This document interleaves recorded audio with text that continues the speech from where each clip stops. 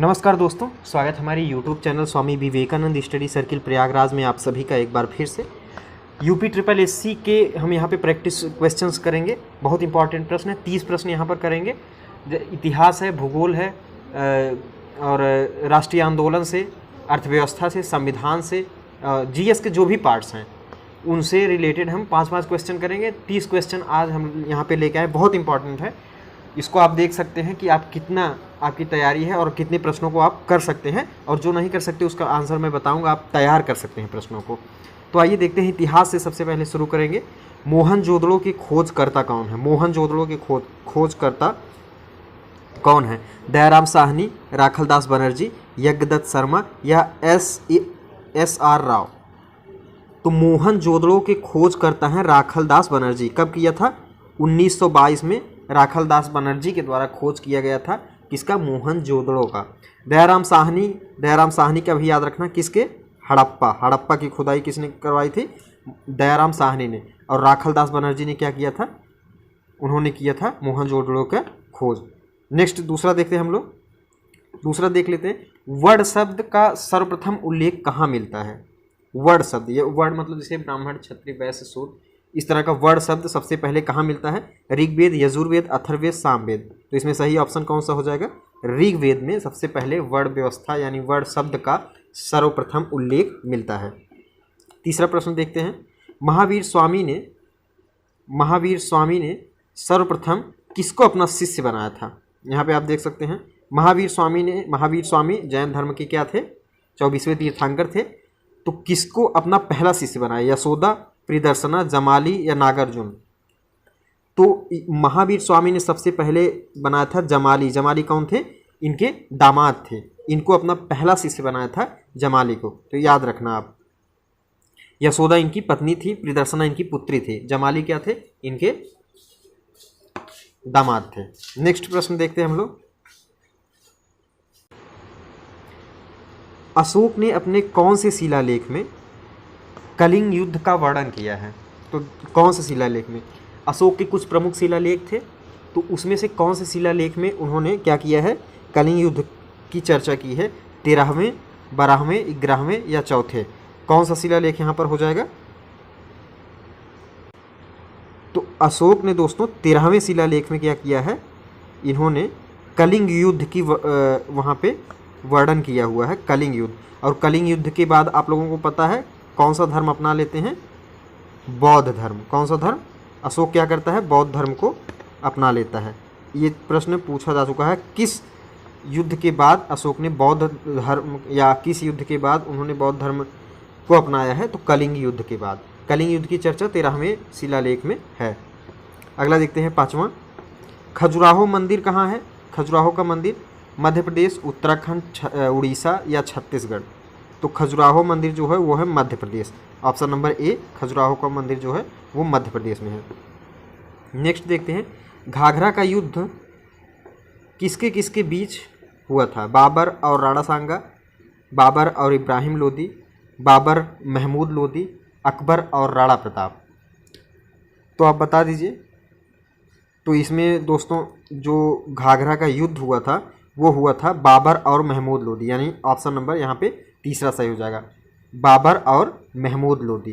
ध्यान रखिएगा। अगला देखते हैं, इतिहास के प्रश्न हो चुके। अब हम लोग क्या करेंगे? यहाँ पर भारतीय राष्ट्रीय आंदोलन से देखेंगे। तो आंदोलन से शुरू करते हैं प्रश्न। पहला प्रश्न देखते हैं, कांग्रेस का प्रथम अंग्रेज अध्यक्ष कौन था? कांग्रेस का प्रथम अंग्रेज अध्यक्ष जॉर्ज पंचम, जॉर्ज यूले, एनी बेसेंट या लॉर्ड डफरिन? तो जो कांग्रेस का प्रथम अध्यक्ष थे वो कौन थे? यहाँ पर जॉर्ज यूले। जॉर्ज यूले क्या थे? कांग्रेस के पहले अंग्रेज अध्यक्ष थे। और किस अधिवेशन में थे? तो इलाहाबाद। कौन सा? इलाहाबाद अधिवेशन में जॉर्ज यूले अध्यक्ष बनाए गए थे कांग्रेस के, और प्रथम अंग्रेज अध्यक्ष थे। इन सब प्रश्नों को आप दोस्तों एकदम बिल्कुल रट लीजिए, क्योंकि बहुत महत्वपूर्ण है, बहुत सारे एग्जाम्स में पूछे गए हैं, इसलिए पूरी संभावना है कि ऐसे प्रश्न आ सकते हैं। और जो महत्वपूर्ण प्रश्न रहेंगे हम वही प्रश्न आपको यहाँ पर कराएंगे। तो इसके लिए आप चैनल को सब्सक्राइब कर देंगे तो क्या होगा? आपको नोटिफिकेशन मिल जाएगा। नेक्स्ट प्रश्न देखते हैं, स्वराज पार्टी के अध्यक्ष कौन थे? स्वराज पार्टी के अध्यक्ष कौन थे? जवाहरलाल नेहरू, मोतीलाल नेहरू, CR दास या सुभाष चंद्र बोस? तो इसमें सही ऑप्शन कौन सा हो जाएगा? CR दास, चित्तरंजन दास। तो CR दास जो थे वो स्वराज पार्टी के क्या थे? अध्यक्ष। और मोतीलाल नेहरू क्या थे? स्वराज पार्टी के महासचिव थे। ये स्वराज पार्टी के सचिव थे मोतीलाल नेहरू। CR दास स्वराज पार्टी के अध्यक्ष थे। अगला प्रश्न देखते हैं, गांधी इरविन समझौता कब हुआ? गांधी इरविन समझौता आपको बता दूं कब हुआ? 1931, 1930, 1929, 1932 में। तो दोस्तों गांधी जी की कुछ मांगे थी जिसको इरविन नहीं मान रहा था। तो पहला गोल में सम्मेलन जब हुआ तो उसके बाद जो वहाँ के प्रधानमंत्री थे इंग्लैंड के, उन्होंने कहा गांधी जी को ज़रूर लाओ।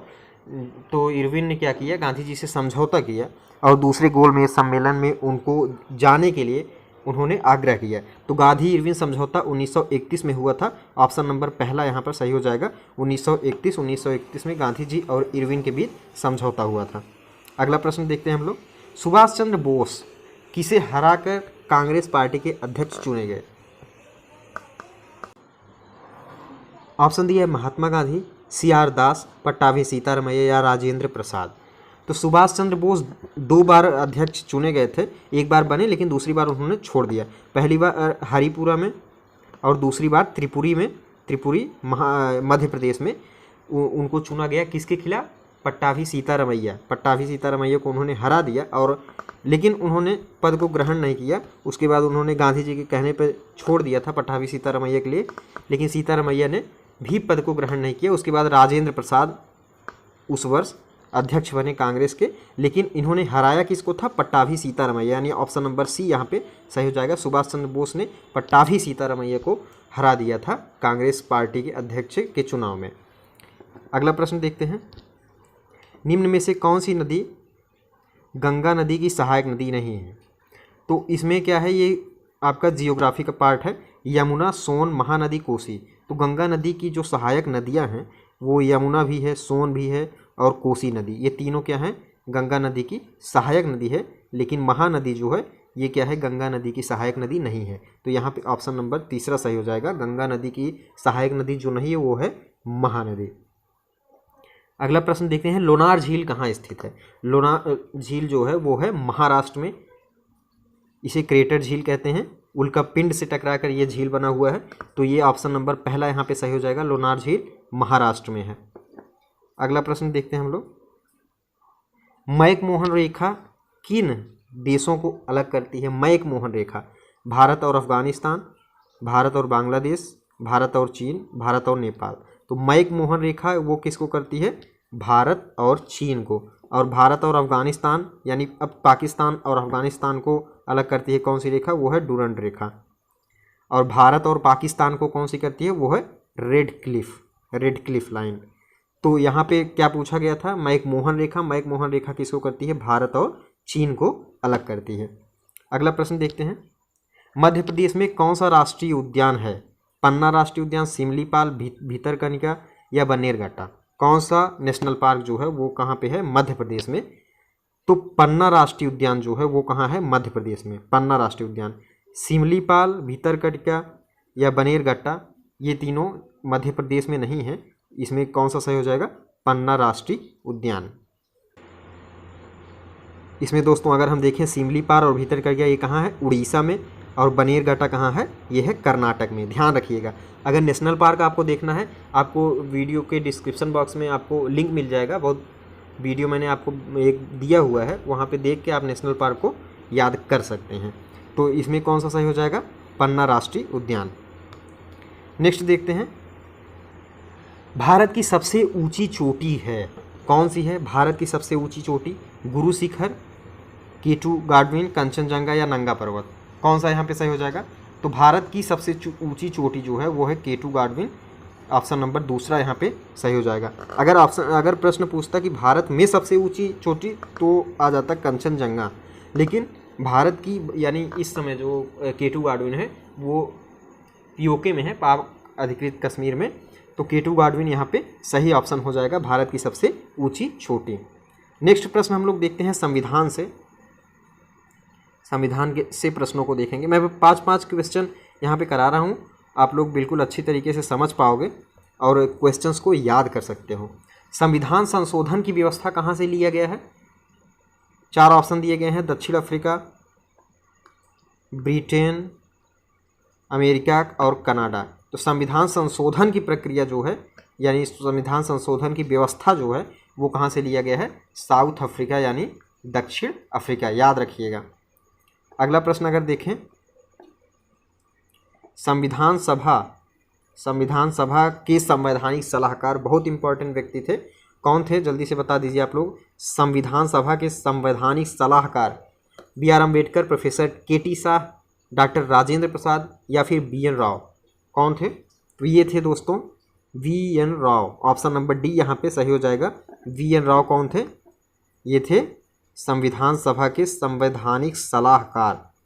प्रश्न को बहुत बार पूछा गया है। डॉक्टर राजेंद्र प्रसाद क्या थे? संविधान सभा के अस्थायी अध्यक्ष।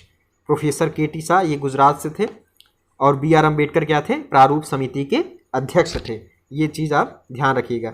राजेंद्र प्रसाद और KT शाह इन दोनों में पहले भारत के राष्ट्रपति बनने की होड़ लगी हुई थी। अंततः डॉक्टर राजेंद्र प्रसाद को भारत का पहला राष्ट्रपति बनाया गया। तो भारत के पहले राष्ट्रपति डॉक्टर राजेंद्र प्रसाद हो जाएंगे और संवैधानिक सलाहकार कौन हो जाएंगे? वो हो जाएंगे V.N. राव। नेक्स्ट प्रश्न देखते हैं, राष्ट्रपति को क्षमादान की शक्ति कहाँ से प्राप्त है? अनुच्छेद 61, 72 या फिर 65 या फिर 78? किस अनुच्छेद में राष्ट्रपति को क्षमा दान की शक्ति प्राप्त है? तो यहाँ पे सही ऑप्शन जो हो जाएगा वो हो जाएगा अनुच्छेद 61।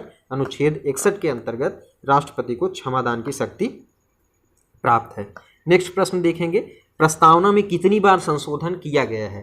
प्रस्तावना में यानी हमारे संविधान की जो प्रस्तावना है उसमें कितनी बार संशोधन किया गया है? 1 बार, 2 बार या अभी तक नहीं किया गया है या फिर संशोधन इसमें नहीं किया जा सकता? तो प्रस्तावना में दोस्तों 1 बार संशोधन किया गया है। कितनी बार? 1 बार। इंदिरा गांधी की सरकार थी और 42वें संविधान संशोधन में प्रस्तावना में संशोधन करके कुछ शब्दों को जोड़ा गया है। तो कितनी बार संशोधन किया गया है प्रस्तावना में? 1 बार, याद रखिएगा। नेक्स्ट प्रश्न अगर हम लोग देखें, अस्पृश्यता का अंत किस अनुच्छेद के अंतर्गत हो जाता है? तो अस्पृश्यता के अंत की बात जो है वो अनुच्छेद 17 में कहा गया है कि छुआछूत अब आज से बंद किया जाता है। मतलब एक तरह से संवैधानिक अधिकार दे दिया गया, एक मौलिक अधिकार दे दिया गया, अस्पृश्यता का अंत। यहाँ पे अनुच्छेद 17 हो जाएगा।